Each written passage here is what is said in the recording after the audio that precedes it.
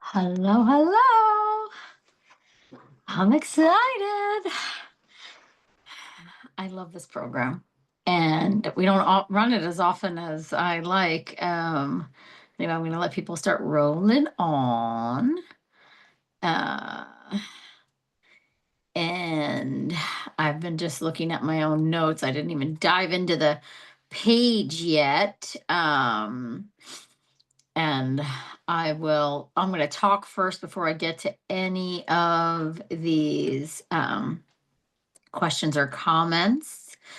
Today is, yeah, admit, oh, I know. And then I know there's more coming in. So let me just let everybody roll on. Best thing about these calls is they are recorded, right? Yay. So even if you miss a call or you can't make a call, because obviously we're all in different time zones and we do our best. Of course, we do our best always. You can always post your question in, kind of the way people did. 10 of you got it right. So I know it's possible. Week 1 discussion. This is where we're going to post questions and comments. And yeah, I'm super excited. Community rules. I mean, all the things here. Program schedule. Let me see that. And in the events section too, you can see obviously my weekly discussions are going to happen once a week. I think at the start of the week every week. And then Samantha's coming, I think, at the end of the week every week. And she has specific topics she's teaching on. And now remember, Samantha is our team psychotherapist. She is a PhD psychotherapist specializing in trauma. She's been working in the space of women's health and fertility for a very long time. I pride myself on having a actual psychotherapist as part of my team. And it's something that we take really seriously here at Team Amy. I'm all about mantras and manifesting. I'm a super spiritual person myself. I very much believe in the power of our thoughts. But we take it to the next level here too with having an actual psychotherapist who does do clinical hypnotherapy and EMDR and again, a lot of CBT. Very much believes in the power of our thoughts. But I love having the angle of a mental health professional on the team because you guys know this. It's hard to identify with, I think, at times for all of you, but what you are going through is significant and very traumatic and really does impact you.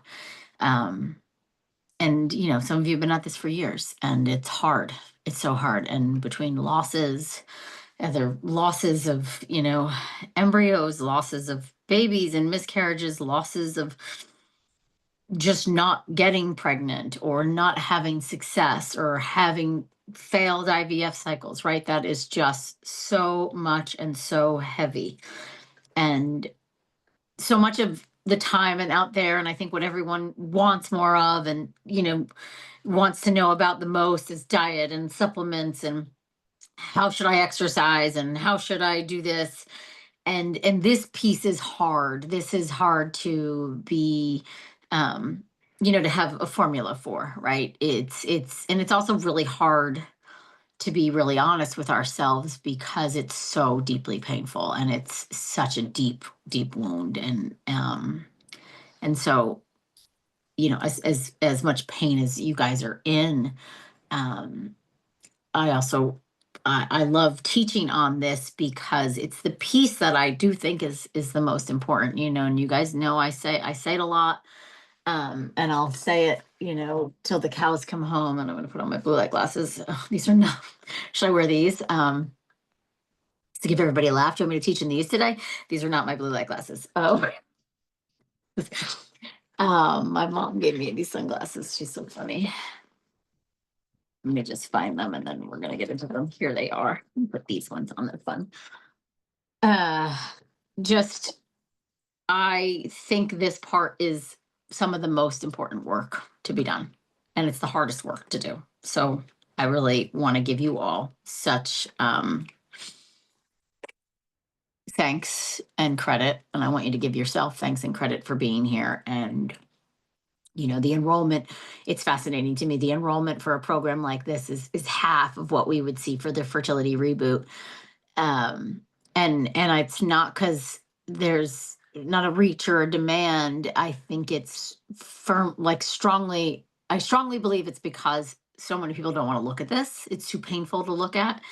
And a lot of people don't think that their emotions play a role, but like we know it now, clear as day from science. It's like, no, your emotions really do dictate your physiology. And there's steps in that process. And I see some of the questions too that have come through of like that feeling of safety. And yeah, it's all nervous system work. And in fact, I made a new nervous system handout. I just want to review it one more time, and then I'm gonna put it in here for you guys. It's kind of like I have like a free section, like free amazing things for your nervous system. And then there's like a section of these are some really cool devices that exist now to help.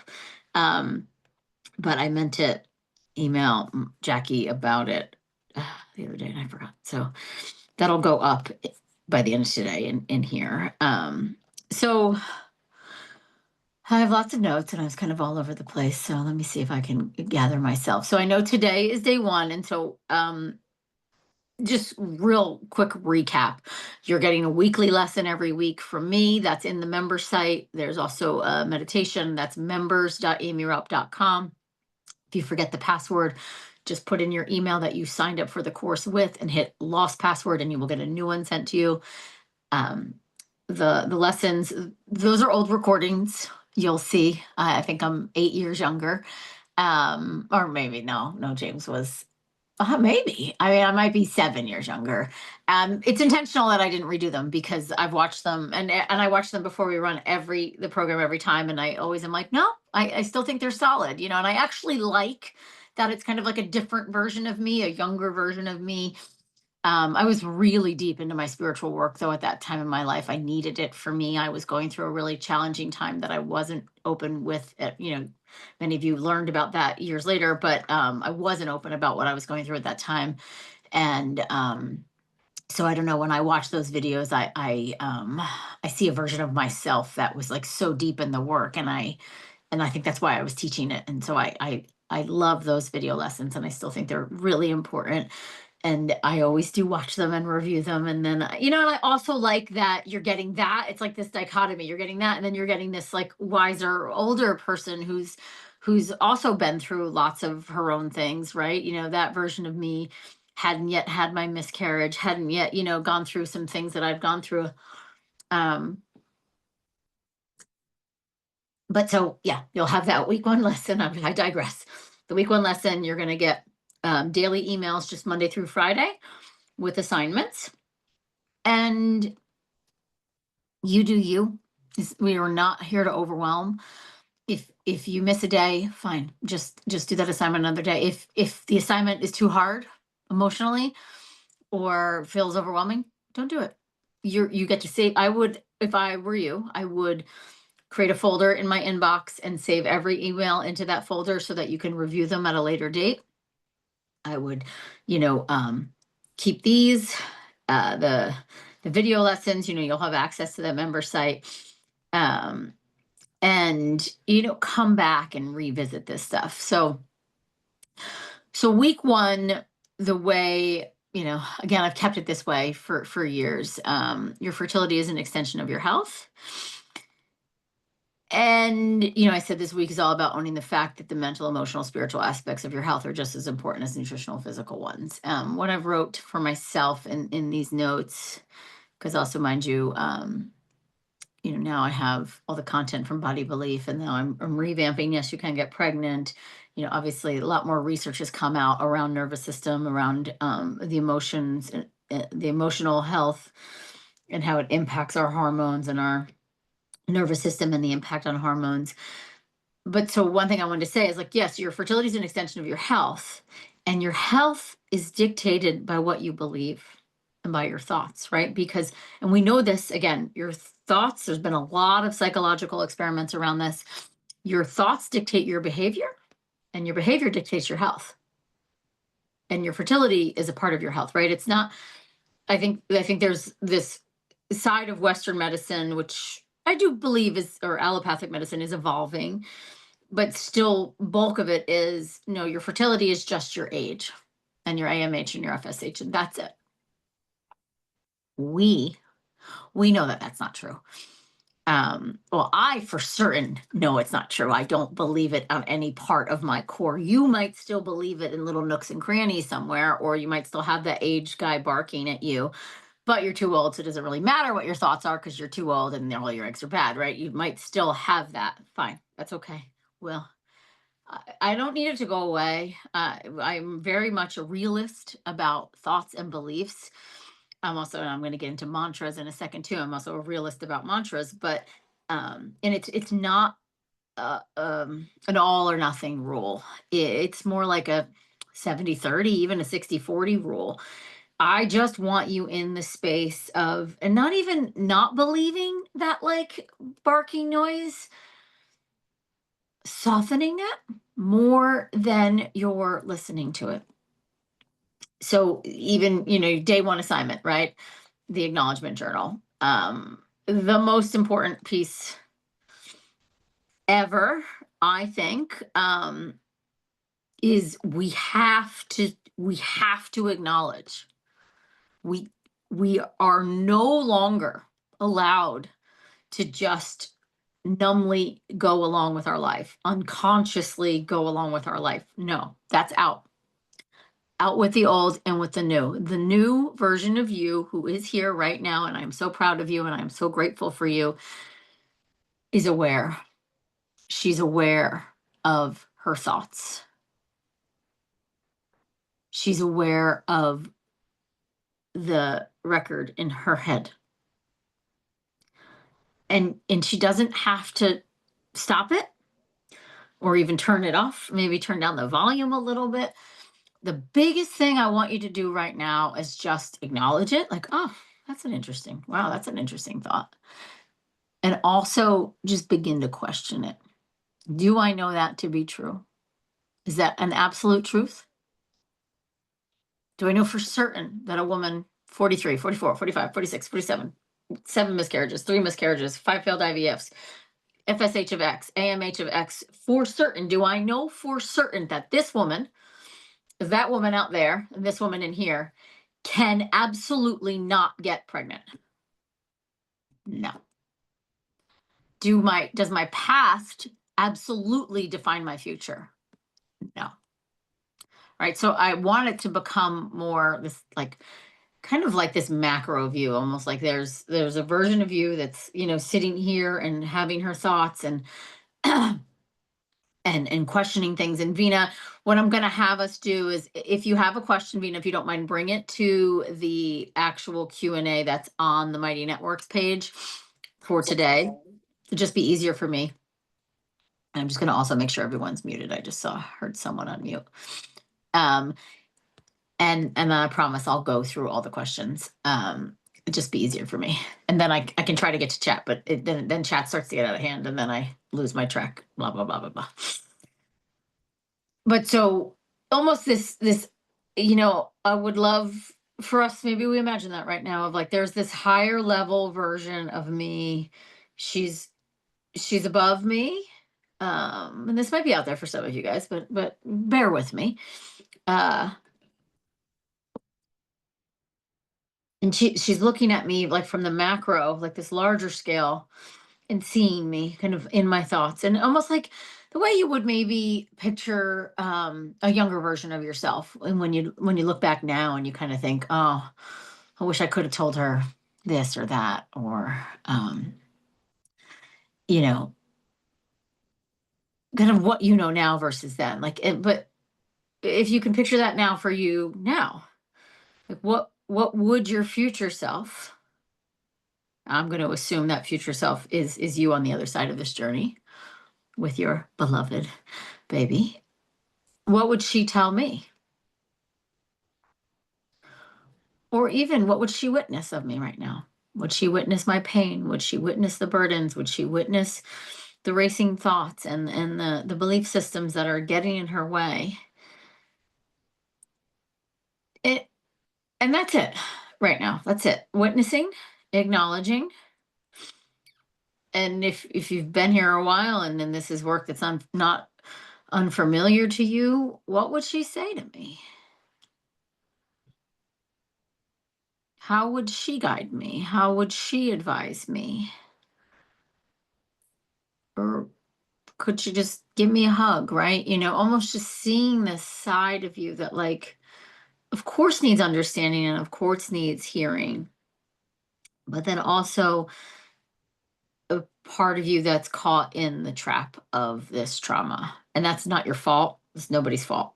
That's, I wish I had a magic wand and it would just all go away. I swear I wish that for makes me want to cry for everyone. The pain is unbearable. Um and it's hard to witness, especially when I see how hard you all work and show up for yourselves. It's very, very hard. So know that none of this is your fault. I'm not saying that in your belief systems you've created this situation for yourself. All I'm saying is to start to acknowledge the belief systems and the loop that we get caught in, and ask yourself, how is this serving me? How is this helping the case? Am I able to turn it off? Can I shut down? Am I hyper vigilant? Am I, doing everything I need to do as much as I need to do it every day because I don't really believe this is going to work for me, right? What is the space I'm functioning from right now, right? How much am I letting these fears lead my life? And so I have a lot of things I want to talk about, and of course get to all the comments and questions. But your mantra of the week is, I am exactly where I'm supposed to be. I trust this process. Love that mantra. I've been at times in my life where you know, I say that mantra to myself, and then I also want to be like, and go fuck yourself, like, excuse my language. I like to curse. It's just kind of how I am. I don't want to be here. I'm exactly where I'm supposed to be, and I fucking hate it. Okay. Like that. Like I'll want the honesty too. And I also always want to say, like, my spiritual teacher would always say, and she's not a big fan of mantras, she says, the universe hears how you feel, not what you say. So that's where that toxic positivity comes in, where there's people out there like kind of blasting these mantras and just say them 17 times a day and all will be well. It's like, no, that's not how it works. So it's okay if that mantra triggers you, is what I'm trying to say. And in fact, I think it's awesome if it does. What does it trigger out of you, right? Like, maybe if you have your journal or whatever, write that down now. Like, what does that make me feel like? I'm exactly where I'm supposed to be. Makes me want to scream, makes me want to kick, makes me feel desperately sad or angry, and I trust this process. No, I don't know. I go both ways with that. Like, you're here. I do believe you trust the process, whether or not you trust the process. Do you believe you trust the process? Probably not entirely. And is that okay? Yeah. Again, like, coming back to this space of, we don't have to be 100% aligned with believing in our fertility, trusting the process, believing that we're exactly where we're supposed to be. You don't need 100% alignment on that at all. And in fact, my spiritual teacher would say 60% of the time, can you be aligned on that? Or even 70% of the time, just a little more than 50-50. That will move the needle in the direction of the beliefs and the thoughts, supporting the behaviors that then support the fertility, knowing it's an extension of our health, right? So, and I think that's where this is so difficult, because, like, and I'd love to get there with my girls with diet and supplements and lifestyle as well too. And I think maybe those, depending on the case, those are 80-20, some are 90-10, some can get away 70-30. The emotional piece is so hard to comprehend, and it's also hard to measure, because moment to moment you're going to be different, right? Day to day you're going to be different. Last week was different than this week. The 2-week wait is different than the ovulation phase, right? So it's just more gauging, and maybe that's part of your acknowledgement journal, on a scale of 1 to 10, how aligned with trusting my body do I feel today? I like that. On a scale of 1 to 10, how aligned with believing this baby will come through do I feel today in this moment? And I think then what comes with that too is this permission that you grant yourself that you're allowed to feel all the feelings. What does damage from an emotional perspective, especially like I'm going to put my Chinese medicine hat on now because I'm not a PhD psychotherapist, but I do know enough, but I did not go to school for that. That's Samantha's department. But what I know from a Chinese medicine perspective and just my clinical perspective is um, suppressing the emotions, not feeling them, not acknowledging them, kind of subconsciously, unconsciously going through our day to day and not being connected to our feelings does a lot of damage, creates a lot of stagnation, creates a lot of inflammation. And so it doesn't mean that we have to both become conscious and aware of them and eradicate them. It really just means we have to be conscious. Like Abraham, my teacher, would say, like the awareness that, and then you kind of call yourself out. You know, she would say something like, oh, there I go doing that thing I do. There I go doing that thing I do. Okay. And so, and I think, and Joe Dispenza's work gets into this too of like, okay, so if you stop yourself like at that, aha, there I go doing that thing I'm about to do. I'm going to get on that loop and I'm going to just ride it until it spins me out so much that I can't sleep. I make poor food choices. I snap at my loved ones. I, want to just stay in bed all day. I don't feel like moving my body. I don't feel like exercising. I don't feel like being a part of community. I don't feel like asking for the help I need because I just feel so overwhelmed, right? Okay, so I could do that. I could do that thing I do because I do that thing. It's very comfortable. It's what I know. I've done it before. This is a really hard process. I just want to tap out, right? Or I could be like, oh, okay, here I go. I'm about to do the thing I do. And this is Joe's work, or at least how I see Joe's work. And now I get to choose. Do I want to go? I can go down that loop. I totally can. It's safe. It's what I know. It's not necessarily nervous system safe, but it's safe for you because it's what you know. It's comfortable. It's familiar. It's the story. It's the story I've been living. It's the past. And I'm dragging it in here, pulling it in. I don't want to let go of it, even though I so desperately don't want this anymore, but I'm here. Or I can say, what's this pathway look like? We don't even have to go down the pathway. We don't even know what the fuck's down the pathway. What does it look like? What is another option here? Okay, another option is I could just sit for 5 minutes. I could set the timer on my phone, turn off email, turn off ringer. I'm going to sit for 5 minutes with a journal and I'm just going to acknowledge how I'm feeling. I am in the loop. This thing triggered me. If we can get there, that's great. Getting my period triggered me. The call from the doctor triggered me. The miscarriage triggered me. My partner triggered me. The lack of a partner triggered me. Whatever it is, right? What triggered me? Or maybe you won't even know, where do I feel it in my body? What do I want to do with it?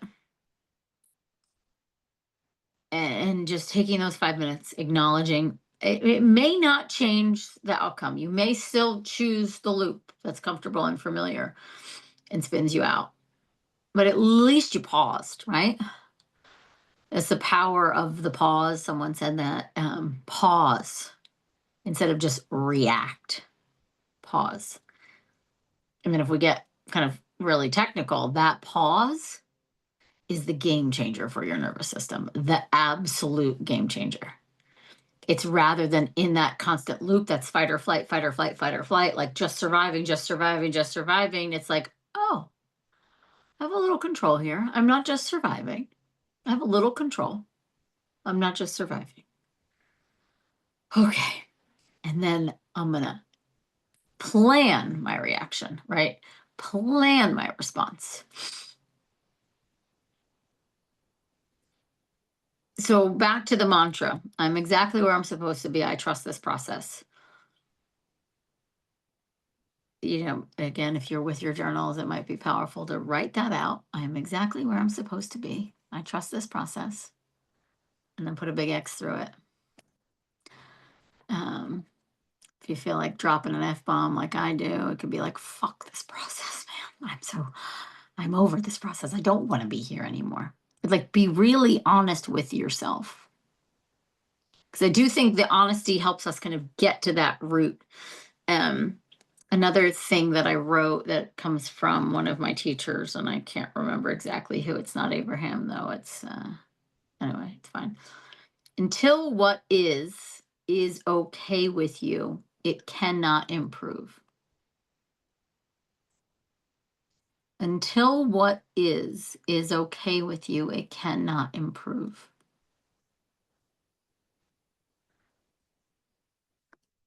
And this is loaded. It's very loaded, right? But like, it basically means acceptance. Like, I am where I'm supposed to be, even though I don't like it, even though this is not where I pictured my life. This was not part of the agenda, right? Never, right? I always say you belong to a club you never want to belong to. It sucks.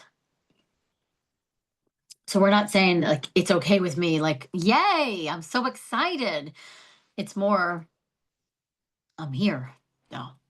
So what am I going to do? Am I going to fight like this kind of uphill battle to fight, against the cause? Or am I just going to say, all right, this is where I'm at. Now what? What's next? And maybe it's even, all right, this is where I'm at. This is how I've been reacting, responding, dealing, managing, ignoring, head in the sand. This is how I've been doing it. And now this is how I want to do it. This is how I want to see, what kind of reaction would make you feel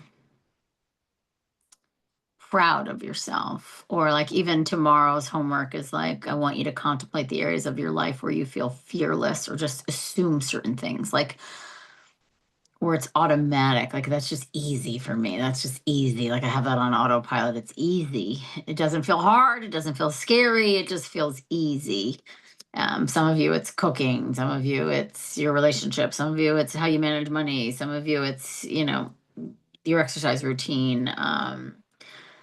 The love you have for your pets. Like, that's just automatic, right? I mean, just like, but like, to think about that in contemplation to this, like, so in those areas that it feels simpler, less loaded, less heated, and I'm not diminishing the bigness of this. I'm not at all. I'm just trying to get you to see there are other ways that we handle other things, and almost to like, see the dichotomy, see the difference in how we're responding and reacting, like, to something that doesn't feel so big. It just is like, whatevs, it's fine, I got it, it's easy, I got it. Versus this feels so big and so heavy and so much weight. So could you apply some of that energy that this is easy, I got it, to this? Or at least think about, how could a response to the heaviness of this situation look, knowing that I have other responses to other situations that don't feel so heavy, that are lighter and more carefree? Because only you know you the best, right? And so I think it's really helpful to kind of picture yourself in that situation. And that's why I also think, and some of you are going to have an easier time with this than others, but like, to tap into, maybe it is that kind of higher level version of you that I was talking about before, or the future version of yourself that is on the other side of this. What would she say? And another way to tap into this is looking back at a situation that you already went through that was really difficult. And now the older, wiser version of you looks at her and says, you know, I want you to be able to kind of like step out There's a lot of power in that because the ability to be conscious and aware enough to step back and be like, how else could I see that? How would the wiser, older version of me see that? How would the future version of me see that? Right? How would maybe if there's someone you picture like a grandmother or some kind of, I don't know, wiser, older figure in your body, maybe me, what would Amy say? My team, we joke about that. If they can't get me, they channel, what would Amy say? Amy would say this. It gives you that pause. It's giving you, I think, two major things: the ability to stop and say, okay, I can go on autopilot and just do the thing I've been doing, or I can take a moment and I can say, okay, what's another way to see this? And again, not diminishing. It's painful, but what's another way to see this? And it may seem like I'm jumping around. I swear I have a thread here. Um,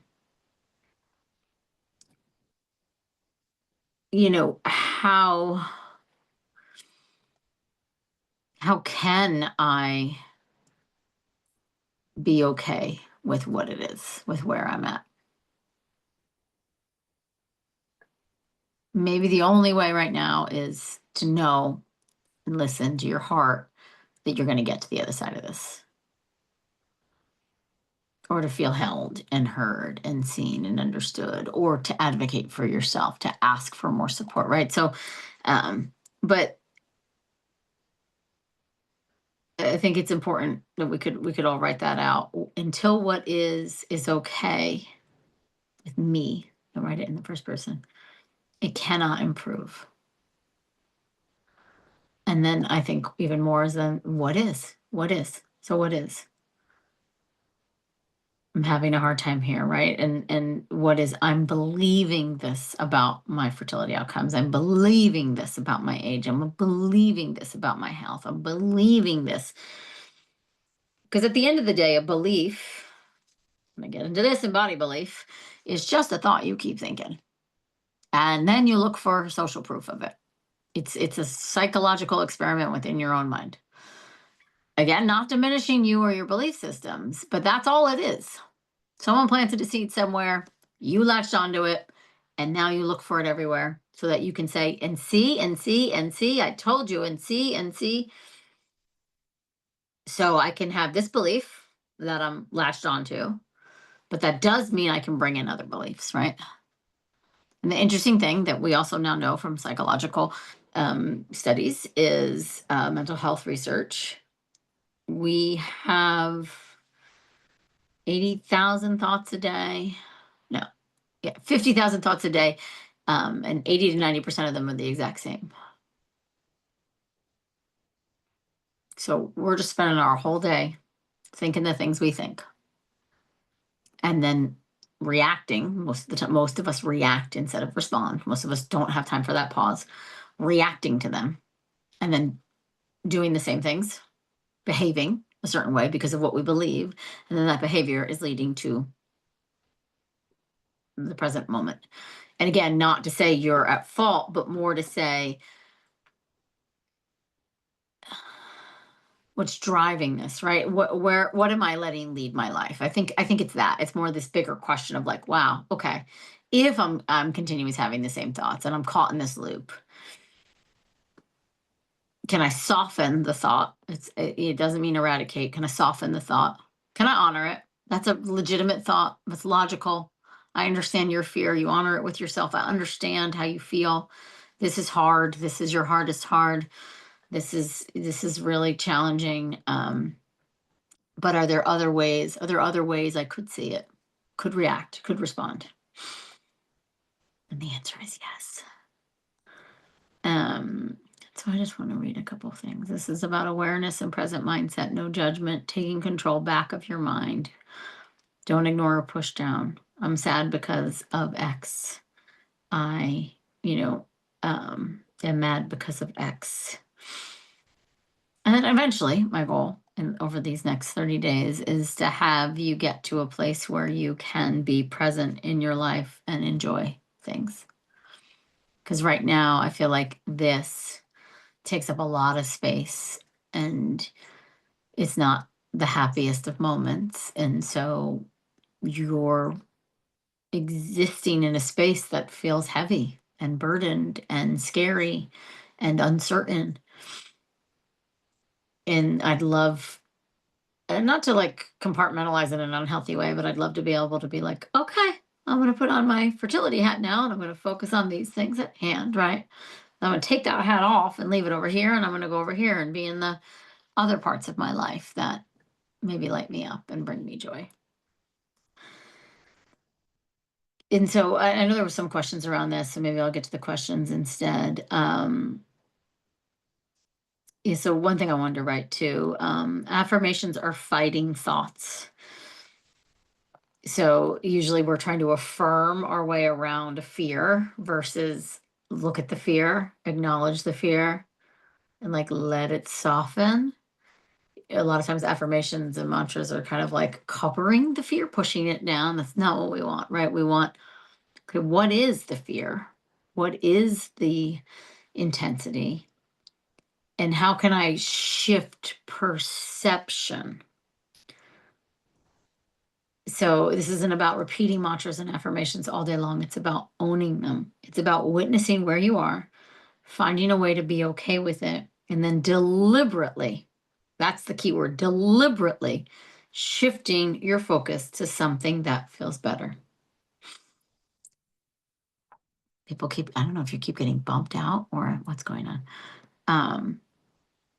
And so again, going back to the acknowledgement journal, I mean, I think, you know, I know it's the first exercise of a 30-day program. I think it might be the most, I mean, there's a reason I do food diaries with all of our patients, and we're not talking about nutrition or supplements in this program, but the number one reason we do food diaries is acknowledgement, accountability.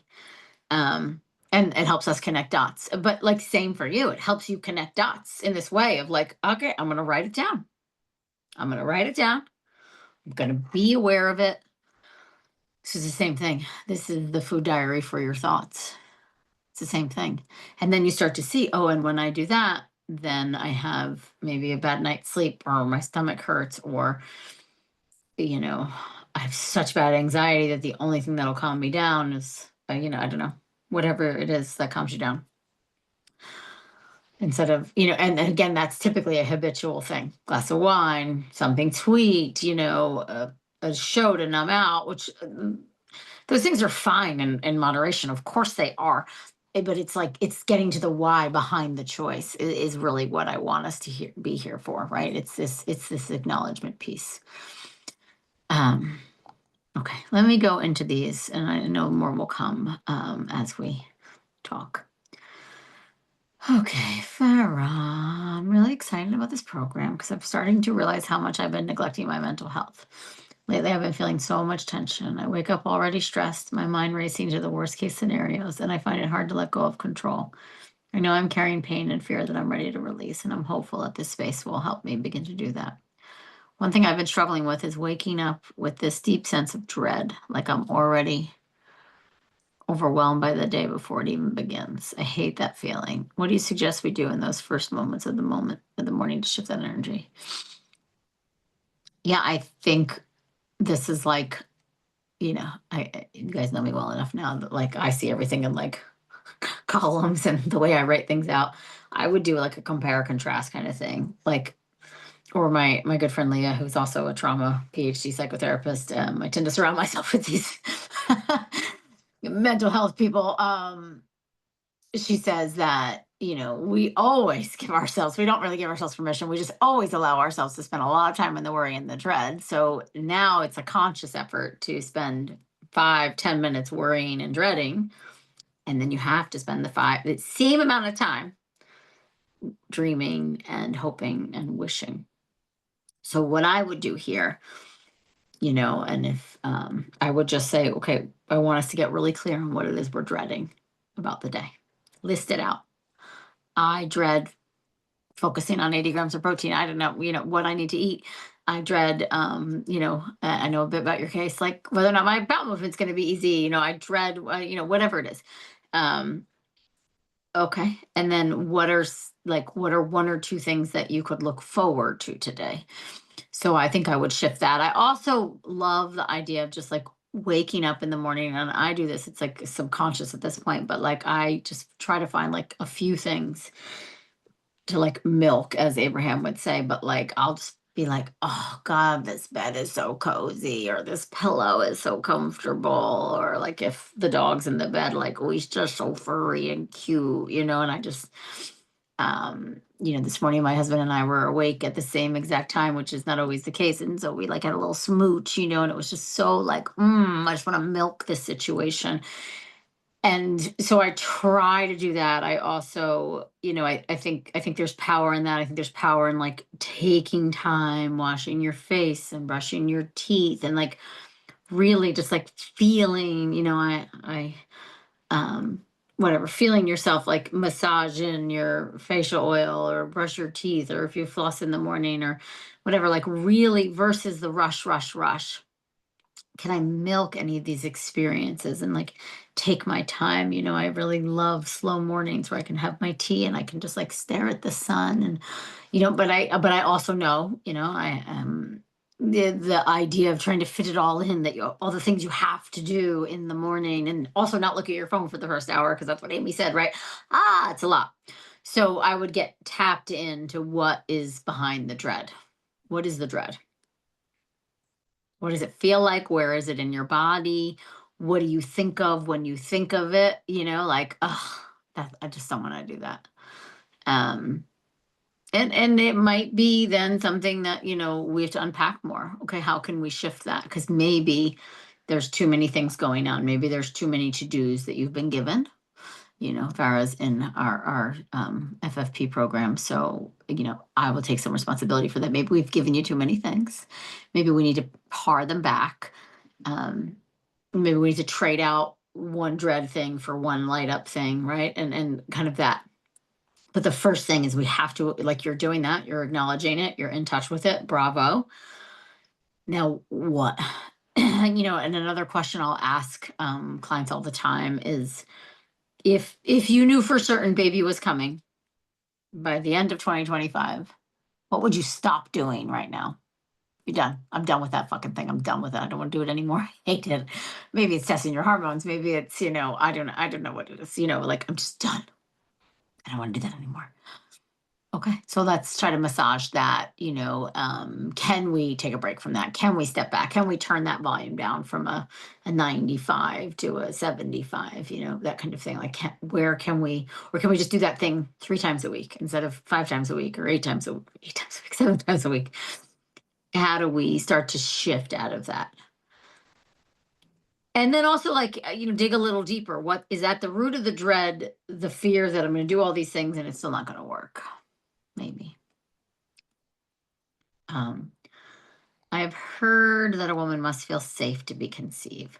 So I have, Miranda, I have the nervous system sheet that I literally just created. So I'm going to put that up because I think that's it. But I think, oh, you're welcome, Farah. Bigger picture, it's about exactly what I just started this whole conversation about, like giving yourself the pause and the response time versus the reaction, catching yourself before you go into the loop. But also, like, and again, Miranda's in our program, so I know her case and what you've been through recently. It's like, I don't know that right now is the time to feel safe, if I'm honest. I think it's another, like, I'm seeing another list of like, these are the ways I feel safe, and these are the ways that TBD, I'm not there right now, and that's okay. Like, so it's forgiveness. It's knowing that, all right, we're going to check every fucking box, and checking every box is going to make me feel safer. But safety is important. Like, listen, women in war zones get pregnant all the time. So like, there's that too, right? But it's safety in our thoughts, safety in our behaviors, the safety piece really just means that like you're less in fight or flight mode and you're more in rest, relax, reproduce. Sympathetic versus parasympathetic, right? Like automatic. I'm just in that loop of trauma. So I'm in fight or flight. I'm spinning, spinning, spinning. Not safe, not great for hormones, not great for the nervous system. None of it.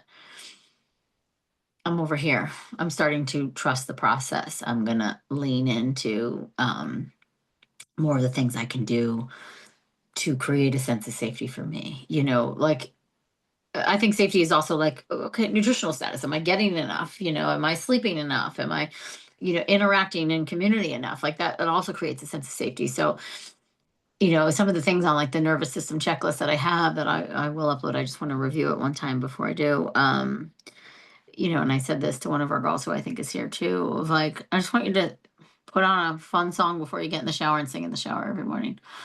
Or put on some fun music while you're doing the morning routine. Dance, um, sing, hum, exaggerated sighing, all of that really kind of gets like it opens this all vagus nerve stuff, really helps reset the nervous system, really helps with that sense of safety.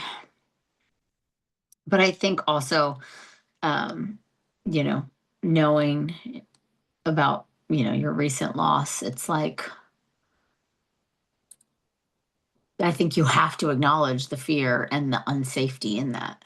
And that's gonna help you release, if you will, too, and get you more into like it's almost like the safety comes from almost like this lack of acknowledgement. Like and it's just automatic, instead of like, okay, there's very clear reasons why I feel the way I feel right now. And so it's okay. I'm gonna give myself time to heal and to grieve.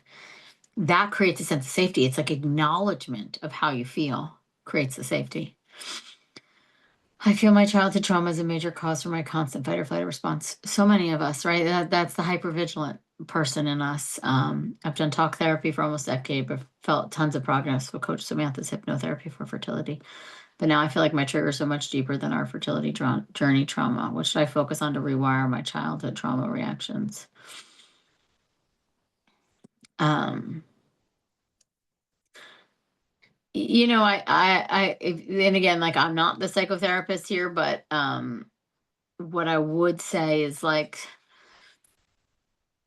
again, that like older version of yourself looking at the child and going to her. There's a great meditation. It's somewhere in my follow-up docs. I'll find that too. It's inner child meditation.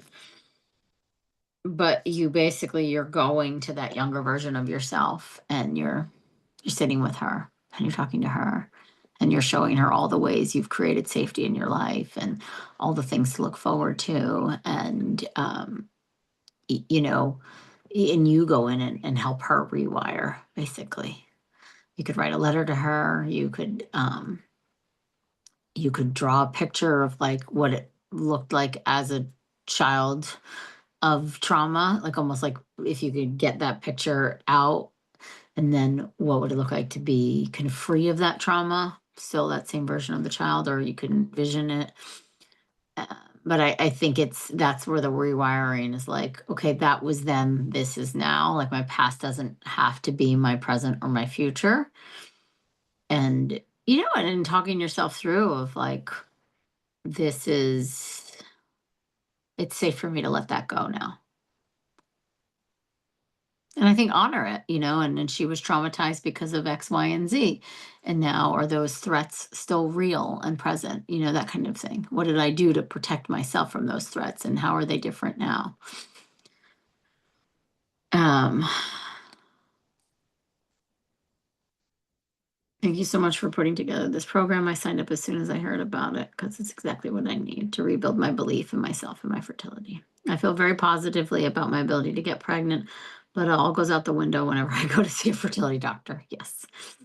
It feels almost impossible to feel relaxed and hopeful due to failures I have experienced so far. And I feel this negative energy is reflected back at me with more disappointments, canceled cycles, unexpected setbacks. It just feels like a vicious loop. How can I break this cycle and approach my doctor and future treatments with a renewed sense of optimism that would yield a positive outcome? It's hard. I think Miranda, I feel like, didn't we do this with you too? Of like, maybe it wasn't you. I don't know. You're coming to mind for some reason, but in the very beginning when we worked together. But this, like this piece to almost rewriting the story before you're actually in the appointment again. Oh, it wasn't you, Miranda. It was Camilla. I'm seeing her now. Where there's two ways I'll do this with our girls. Of like, one is you get to the appointment and you just address. I call it the elephant in the room. I understand I've had X, Y, and Z failures or X, Y, and Z canceled cycles. I understand my odds. I understand my numbers. I understand my age. Like you're just kind of like playing them. You're giving them what they want to hear. And you instead of like them coming at you and they're what you're waiting to like be attacked or like the setback. It's like you come in and you're like, so this didn't work and this you could even list them out, which I know again doesn't feel good, but I think it's important to acknowledge like these are all the ways in which I see myself as having failed. Or they see me. Oh my gosh, sorry. As having failed. We can come in and we can address those. And it puts you actually in the driver's seat in some interesting way. You're instead of you waiting for them to kind of point them out to you, it's like you're addressing the elephant in the room. You're coming in and you're like, I get it. Yeah. However, I mean, I used to do this with my girls all the time. Call me crazy, but I am still here and I still have this belief. And so, is there a way we can work together with all this that we know? Because Abraham again would say the problem with moving is you take yourself with you. So that means you will go to another doctor and you might just take the same energy with you to the new doctor and the same experience is going to be happening again, right? Versus you shift how you're showing up for those appointments. You're going in with like, okay, here's the plan with the knowing of all these things and all these, I'm using your word, failures. How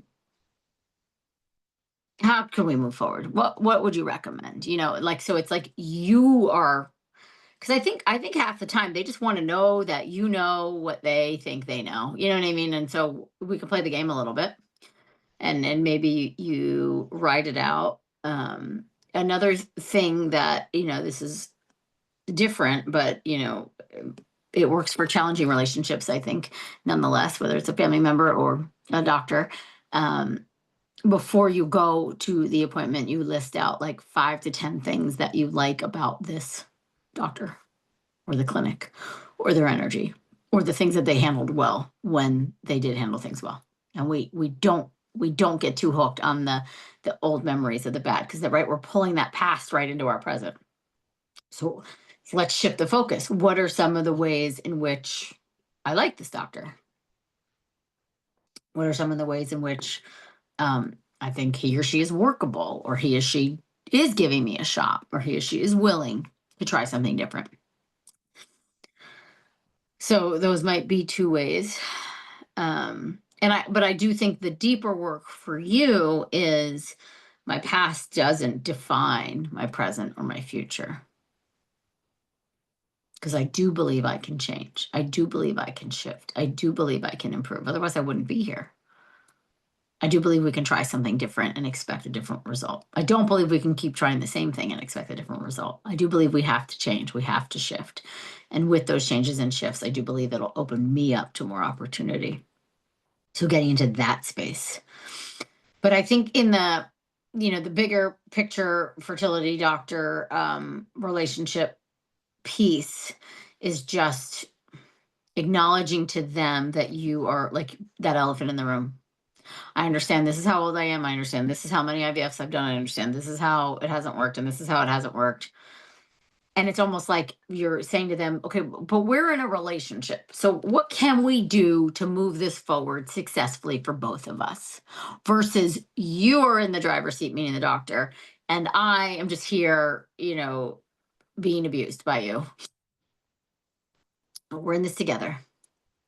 And if and also I do think I know not everybody has these opportunities depending on where you live and access to care and insurance or out of pocket and all those things, but like you don't have to stick with this doctor, but you cannot change doctors until you're ready to um, see that there's opportunity for you. Because, like I said, then you're just moving the same energy to the new clinic, right? So it is important to feel heard and seen and believed in, though, by your team.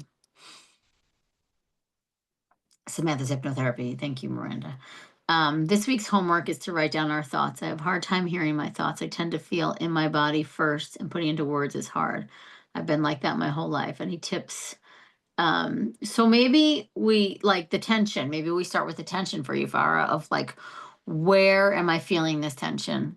When was the first time I felt this tension in this space? What does it feel like? Can you describe it? Like maybe get wordy about the feelings versus the thing, if that makes sense, versus the um thought.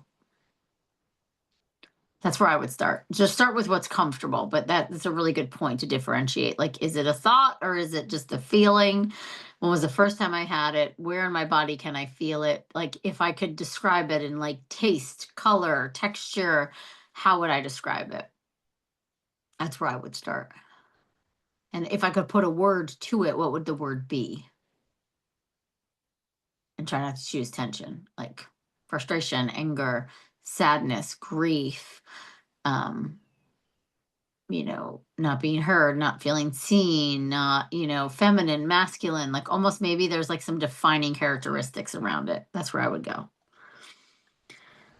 I know I should start believing that I'm fertile. My body can still get pregnant. For the past years, I've been told by doctors that I should have started a family sooner. And because of my age, I'm now off lower quality. And the reason I cannot get pregnant, because we cannot seem to get pregnant, even though IVF, I started believing doctors, this is all my fault. My body is failing me because of my age. Is it too late? And I will never hold my baby. Oh, my baby.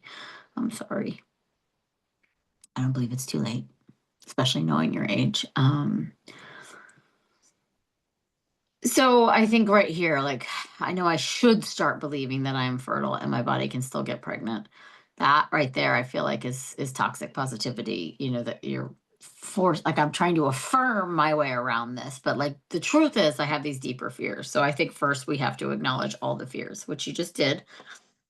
So the number one way to shift is we first have to acknowledge, okay, well, and then I think you kind of argue for yourself. Well, I wasn't ready until this age to start my family. Had I started them sooner, I don't know. Like always think back to myself of like, had I gotten married the first time I was engaged, of like, oh God, I just, what a different woman I was and what a different mother I would have been. And, um, so many things. I don't think I'd be here with you guys, like so many things. And so to me, I'm like, no, this is where I was supposed to start. This was the timeline for me. This is the right timeline because I was supposed to do these other things.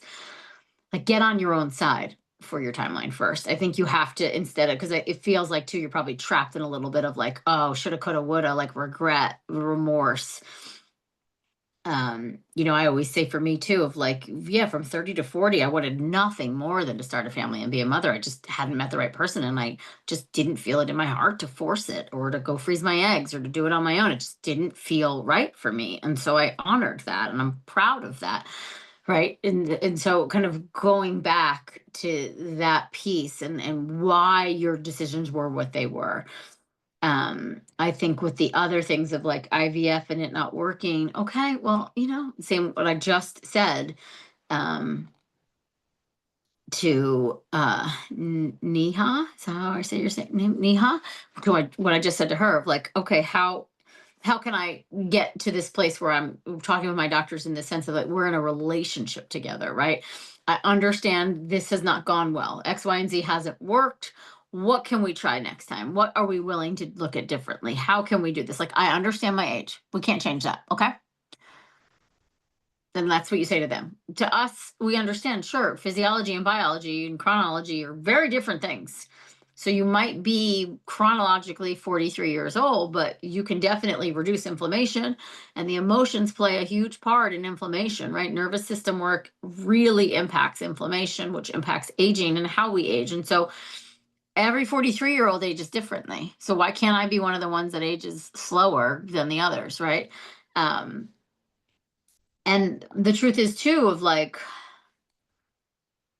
I am still here and I am still trying. So is this, am I going to close the door because they don't believe in me or because it hasn't worked yet? No. But the fault piece, I think for you, it's like getting to the root of that timeline, why the timeline unfolded the way it did, and where in there do you need to like be easier on yourself, forgive the timeline, forgive your partner if it was your partner's timeline that you amended to, whatever that is, of like that's the piece that I want you to kind of really tap into and acknowledge. And also witnessing how would my life be different if I had done it on the timeline they were telling me I should have done. And do I really believe that all my eggs are bad at 43? No. I would, we're not going to talk about these things here, but I would look at a protocol, the IVF protocol, and I would do something radically different. I would get another opinion. I would try other things. There's other things out there that are working for other women your age. They can work for you. And do I know it to be certain that because I waited till I was 43 is the reason why I can't have kids at this moment in time? Or I'm not getting pregnant at this moment in time? I don't think so. What do you think, though? And that's where we're going to use that acknowledgement journal. I don't believe it's too late. I'm struggling with blaming myself for waiting too long. So look at, I was already answering. It's almost like I'm answering the questions before the next question. That's funny. Struggling with blaming myself for waiting too long to try again to conceive over 40. I've learned that I have one or two issues that may make it difficult to conceive. How do I stop self-blame? My anxiety is high and my confidence is low. How can I forgive myself for not trying sooner? I think same thing that I just said to Adita. Is that how I say your name? Adita. What was your why for waiting? Do you feel justified in that? And also like that it's, what's the sentence? Finding a way to be okay until what is okay with you, it cannot improve. So acceptance. Listen, I can't go back in time and I can't change that. This is where I'm at. And I'm still willing to try. And there's still eggs left in my ovaries. And blaming myself and shaming myself and criticizing myself is not serving me. In fact, it's worsening the process. It's causing an inflammation cascade. So why don't I just get it all out? Like I almost think that maybe there should just be like one long rant that, it's either you write it out, you scream it out, you talk it out. Sometimes I'll send voice memos to myself and then I delete them. Screaming into a pillow, which is on that nervous system checklist, which I will share. Get it out. The what's the word? Blaming. Get out the blaming. And then the next time it comes up, give yourself enough pause to say, oh, here I go again. I'm about to blame myself. But the truth is I can't change the past. I can only be here in the moment and start to shift my future. So blaming isn't going to help me with that. Sure, I can have some regret. I'm allowed to have regret. But I'm also allowed to have hope. And I'm also like, so almost that thing, like I said before, of like giving yourself equal amounts of time of like, okay, the blaming and the shaming, the hope and the dreaming. And then I also think though, in this age related conversation, how would it have been different if you had started trying 3 years prior? And I mean that, be really honest with yourself. Like, why is now the time? What is the why for right now? And what was the why for not then? Like, be really honest with yourself, because I think that's part of the forgiveness piece.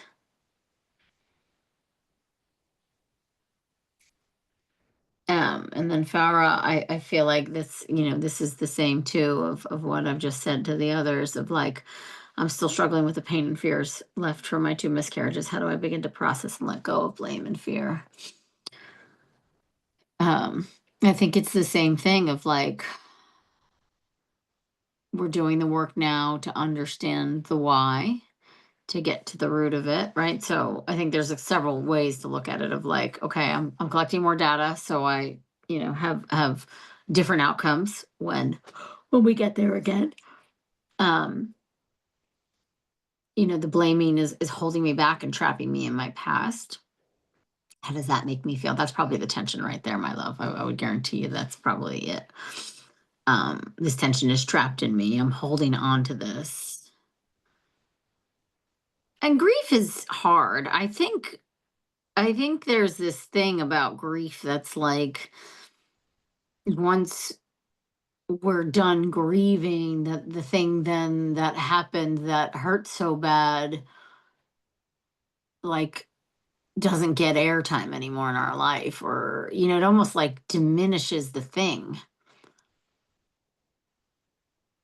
diminishes the love and the excitement that you had for the baby that was that you were pregnant with, and then when we're like done grieving, which what does that even mean? I don't think we're ever done grieving, but like then that is supposed to just go away. So I suppose a way to flip that is like, what can I do to honor those losses? How can I honor them and keep them like real and alive as a piece of me versus I have to get rid of them so I can allow something new to come in. Right? Does it make sense? Like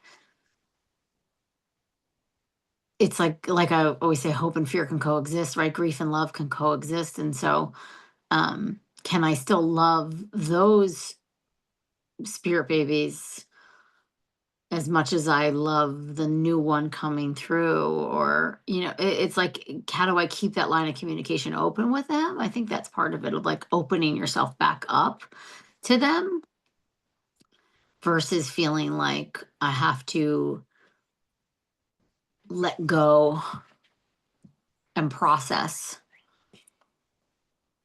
I don't think grief goes away. I think it like transforms.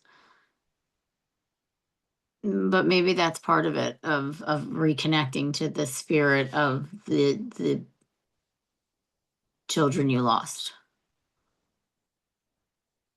opening up the pathway again. And maybe that the tension is like what's kind of blocking the energy pathway. Like we open back up to the heavens, into the spirit realm. And although that might seem like, oh, okay, now I'm opening back up to the pain, it's like, no, but maybe you're like saying, okay, now I'm going to let you go and I'm letting you be free. You're a part of my cloth now, like you'll always be a part of my cloth. I let you go. And if you want to transform and come back through, or what you're supposed to do, like it's almost like we're allowed to be free. That's the word that's coming to me. It's like freedom. But we only do that by like opening up and acknowledging. And, I was just going to say, like, there's nothing you did to cause those losses. No one, and just like I was saying in the beginning, like your thoughts didn't create this reality, but being in the loop now that you've been so traumatized is not helping us move forward or through it. And instead, is it keeping us here? So maybe that's it. Yeah, maybe like I mean, I think that's part of it, of like, is like to say to you, well, when you grieve, I mean, it's different, but like I think about with the loss of my father, where it's like, people would say, things that people say that are just idiotic, like time heals all wounds, or, it'll get better with time, or whatever it is. And it's like, well, no, I mean, so if my grieving ends, does that mean then that the love is gone, that it was never there? It's almost like this thing where you're like, that doesn't quite make sense. I don't want the grieving to end then, because I don't want the love to ever go away, right? And it's like, can it just kind of become us? Like it's just who we are. It's this is a part of me, and it's made me stronger and smarter in all these ways, and appreciate in all these ways, right? And it's just, can't they coexist? And do I have to like move on? Oh, what the fuck does that mean? No, you don't have to. But I do think from a spiritual perspective, like we'll just have to open back up. Maybe it's about opening.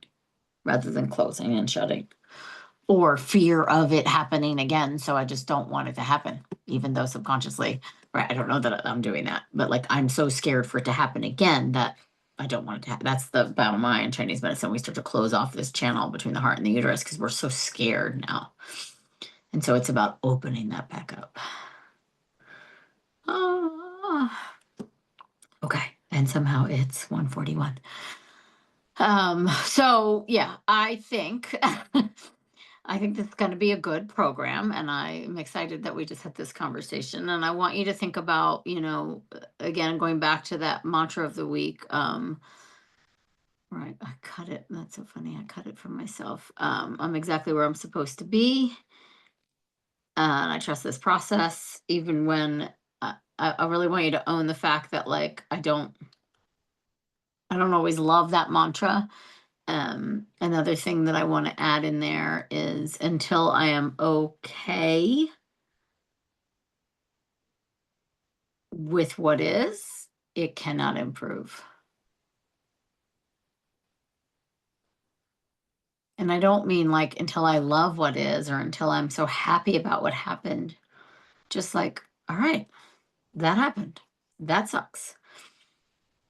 Now what? Do I want to just stay in the loop of this, or am I, ready to kind of going back to my father too, what I would always say, and I still say it, of like, it felt like someone took like there was this really solid foundation of my life, and it was like this concrete. I always just see it as like this concrete kind of post, and then someone just took a sledgehammer. And yeah, I think you guys could liken that. My miscarriage was similar to that too, where it was just like there was all these cracks. I didn't crumble entirely, but the foundation is not stable anymore. But then over time, flowers grow out of the cracks. That's how I see it.